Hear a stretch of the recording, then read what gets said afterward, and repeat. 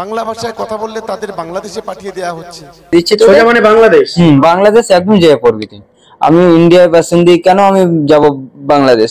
ওরা জবরদস্তি, যে জায়গা আমি নাম চিনি না, যে জায়গার আমি গ্রামের নাম বলতে পারি না, ওই জায়গা আমাদের দেখিয়েছে বাংলা ভাষায় কথা বললে তাদের জেলে ঢোকানো হচ্ছে, তাদের মারধর করা হচ্ছে, অত্যাচার করা হচ্ছে। এক ভয়ঙ্কর পরিস্থিতি। আজ দেশের সরকার, সেই সরকারের মদতে, বিজেপি সরকারের মদতে এই ধরনের জঘন্যতম ঘটনা ঘটছে। আমরা বসেছিলাম ওনার অপেক্ষায় কিছু শোনার জন্য। আসসালামু আলাইকুম। আমি সকলকে প্রথমেই ধন্যবাদ জানাই। যে জায়গাটা আমার খুবই প্রিয় জায়গা, কারণ প্রতি বছর 15ই আগস্ট স্বাধীনতা দিবসে যত কাজ আমার যত দিকে থাক, দুপুরবেলায় এখানে এসে খাওয়া দাওয়া করি। তাই এবার একটু অসুবিধা হয়ে গেল, যেহেতু 15ই আগস্ট শুক্রবার ছিল, যার কারণে আজকে এই সুন্দর অনুষ্ঠান, একদিকে সাংস্কৃতিক অনুষ্ঠান, গজল প্রতিযোগিতা।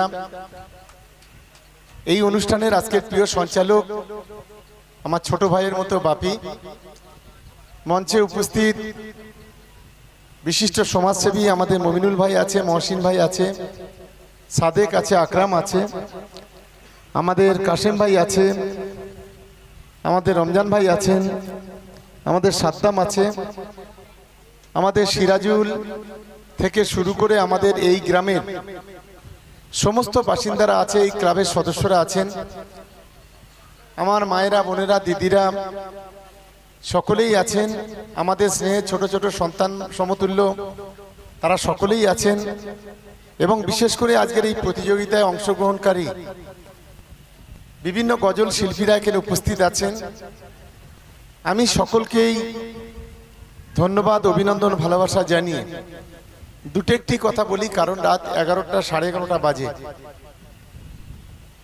আজকে এখানে যারা উপস্থিত হয়েছেন আমি তাদেরকে শুধু দুটো একটি কথা বলবো, যে বর্তমান সময়ে বিশেষ করে আমরা যারা সংখ্যালঘু সমাজ, আমরা একটা কঠিন পরিস্থিতির মধ্যে দাঁড়িয়ে আছি। কারণ আজকে গোটা দেশ জুড়ে যেভাবে রাষ্ট্রীয় মদতে, যেভাবে সংখ্যালঘুদের উপরে দমন পীড়ন চলছে, যেভাবে সংখ্যালঘুদের উপরে তাণ্ডব চলছে,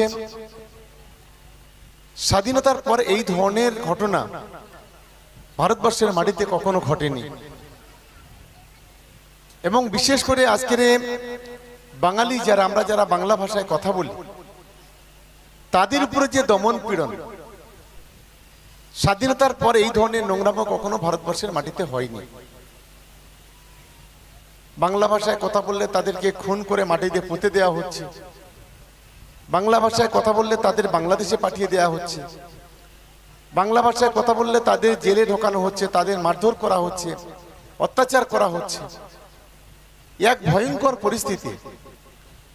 আজ দেশের সরকার, সেই সরকারের মদতে, বিজেপি সরকারের মদতে এই ধরনের জঘন্যতম ঘটনা ঘটছে। আপনারা শুনলে অবাক হবেন যে ভারতবর্ষের একটা রাজ্য আছে উত্তরপ্রদেশ, একজন মোটরসাইকেলে করে গরুর মাংস নিয়ে যাচ্ছে বক্সে করে, এটাই ছিল তার অপরাধ। তাকে পিটিয়ে পিটিয়ে পিটিয়ে খুন করে দেওয়া হলো। ফ্রিজে গরুর মাংস আছে, এটাই তাদের অপরাধ, তাদেরকে পিটিয়ে পিটিয়ে মেরে দেওয়া হলো। গ্রামের পর গ্রাম বুলডোজার দিয়ে সংখ্যালঘুদের ঘর বাড়ি ভেঙে তছনছ করে দেওয়া হচ্ছে। রাস্তায় দাঁড়িয়ে কোনো নামাজ পড়তে পারবেন না, রাস্তায় নামাজ পড়লে তাকে নাকখত দিতে হবে, তাকে থানায় ধরে নিয়ে যাওয়া হবে।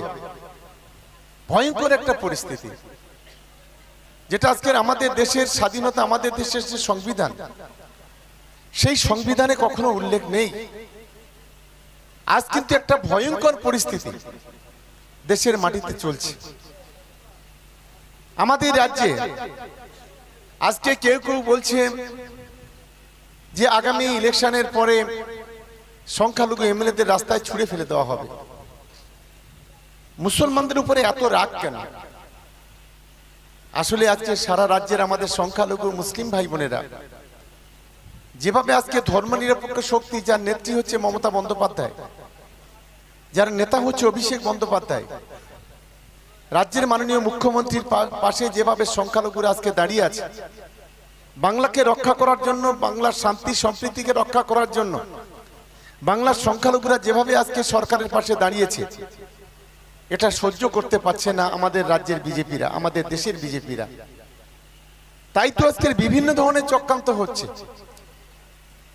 আমরা ছোট থেকে বড় হয়েছি, কেউ হিন্দু, কেউ মুসলমান, কেউ খ্রিস্টান, কেউ আদিবাসী, কাঁধে কাঁধ মিলিয়ে বড় হয়েছে।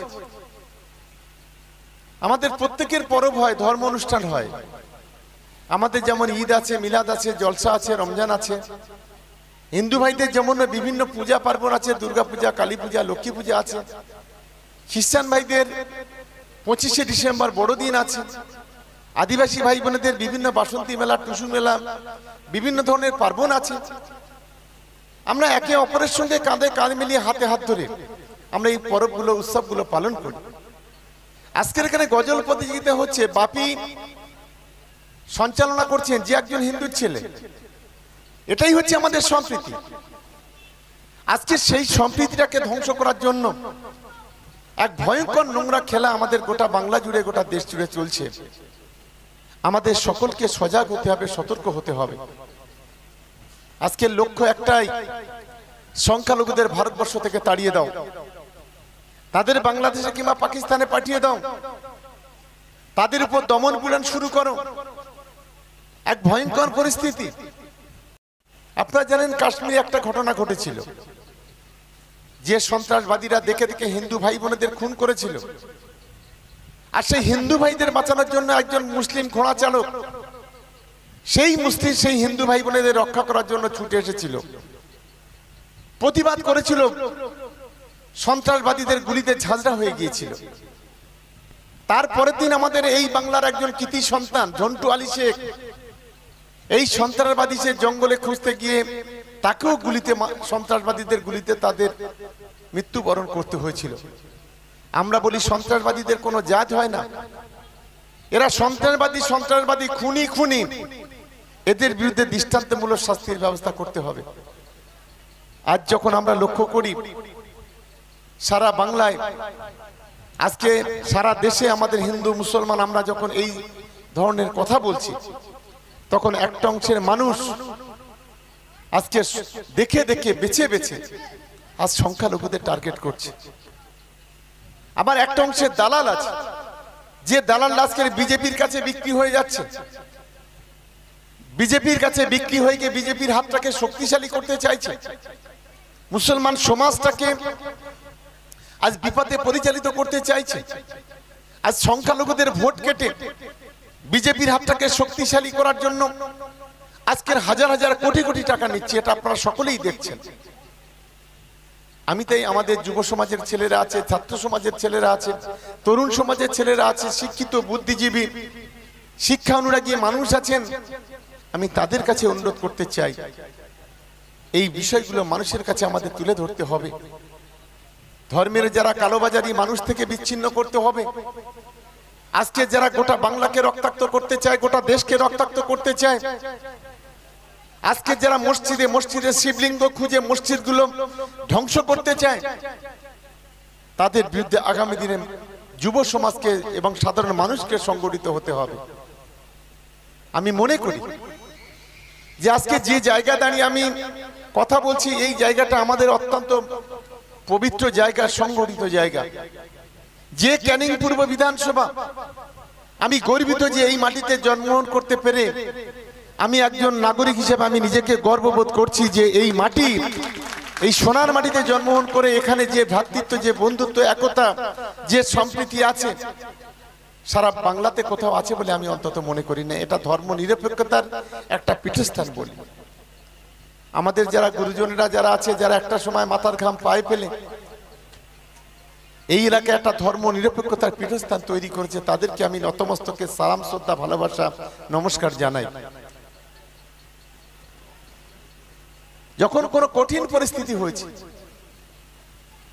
দেশ জুড়ে দাঙ্গা হয়েছে, কখনো গুজরাটে 2002 সালে দাঙ্গা, গোদরা স্টেশনে আগুন, বাবরি মসজিদ ভেঙে দেওয়া, অনেক বড় বড় ঘটনা ঘটেছে। দেশ যখন উত্তাল, বাংলায় কিছু কিছু জায়গায় সাম্প্রদায়িক দাঙ্গা, কিন্তু ক্যানিং পূর্বের মানুষ কাঁধে কাঁধ মিলিয়ে হাতে হাত ধরে সাম্প্রদায়িক সম্প্রীতি রক্ষা করেছে।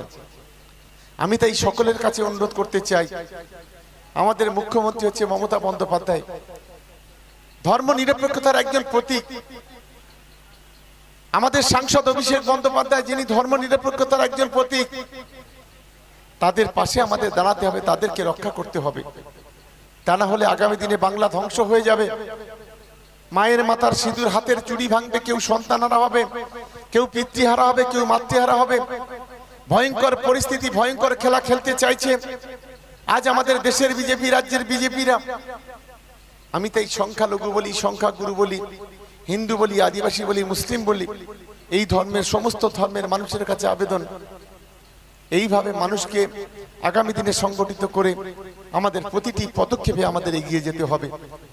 তাই আজকে আমাদের হাওড়ামারি সমাজসেবা ক্লাব, আমি সমস্ত কর্মকর্তাদের ধন্যবাদ জানাবো যে তারা আমাদের বাচ্চা বাচ্চা ছেলেরা, আমাদের বয়োজ্যেষ্ঠ কয়েকজন আছে ক্লাবে, তারা অক্লান্ত পরিশ্রম করে অন্যান্য বছরের তুলনায় এবারে যে সুন্দর যে গজল প্রতিযোগিতার আয়োজন করেছেন বা সাংস্কৃতিক অনুষ্ঠানের আয়োজন করেছেন, তাদেরকে আমি ধন্যবাদ, অভিনন্দন, আমি ভালোবাসা জানাই।